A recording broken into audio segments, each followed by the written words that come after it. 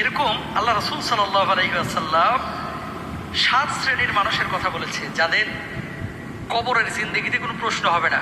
মারা গেছে, দাফন হয়ে গেছে, আল্লাহর পক্ষ থেকে ঘোষণা হয়ে গেছে, ফায়ুনাদি মুনাদিম মিনাস সামা, আকাশ থেকে আহ্বানকারী আল্লাহ বলবে, ওই ফেরেশতারা কি হয়েছে?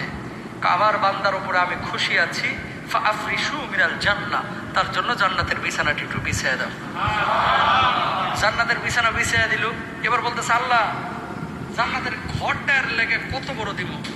আল্লাহ সুবহানাহু ওয়া তাআলা বলবে, ওর দৃষ্টি যত দূর যায় এর জান্নাতের ঘরটা তত বড় বানায় দাও। শোনেন, দৃষ্টি তো মিনিমাম 1-1.5 কিলো যাইতে পারে যদি ফাঁকা জায়গা হয়, যায় না? দূরে যাইতে পারে। কক্সবাজার সমুদ্রে যারা গিয়েছেন, এ পাশ থেকে ওই পাশ তাকাইলে মনে হয় খালি সমুদ্রের সাথে আকাশ মিলে গেছে। একবার মনে হয় যে সমুদ্রের আকাশ চুমা দিচ্ছে, আর একবার মনে হয় আকাশ সমুদ্রের চুমা দিচ্ছে, ঠিক না? এই যে এত বিশাল বিস্তর এলাকা, আপনার দৃষ্টি যত দূর যাবে আল্লাহ বলবে যে এর জান্নাতের বাড়িটা তত বড় বানায় দে, এরকম বানায় দাও।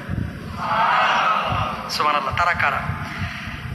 দেখেন, 1 নম্বর আল্লাহ রাসূল বিশ্বনবী সাল্লাল্লাহু আলাইহি ওয়াসাল্লাম বলছেন, ইসলামী রাষ্ট্রের ভূখণ্ড বা সীমান্ত যে সমস্ত সেনারা পাহারা দেয়, এই ভূখণ্ডকে রক্ষার জন্য যারা জালেমের হাতে, আততায়ীর হাতে যারা শহীদ হয়, আল্লাহ রাব্বুল আলামিন এই মানুষগুলোকে কবরের জিন্দেগিতে কোনো প্রশ্ন করবেন না। বলুন সুবহানাল্লাহ।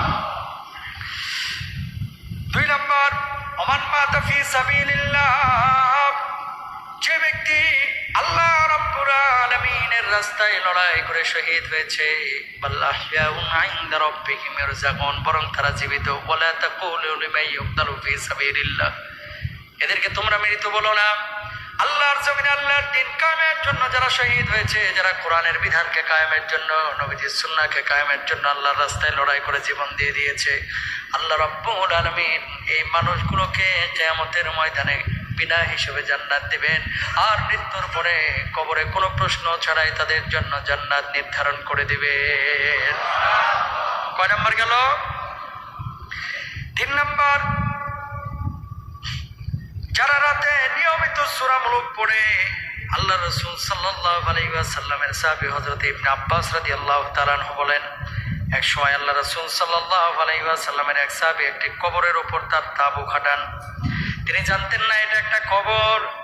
হঠাৎ বুঝতে পারলেন কবরে একটি লোক সূরা মুলক তেলাওয়াত করছে। সে তা পাঠ করে সমাপ্ত করলো।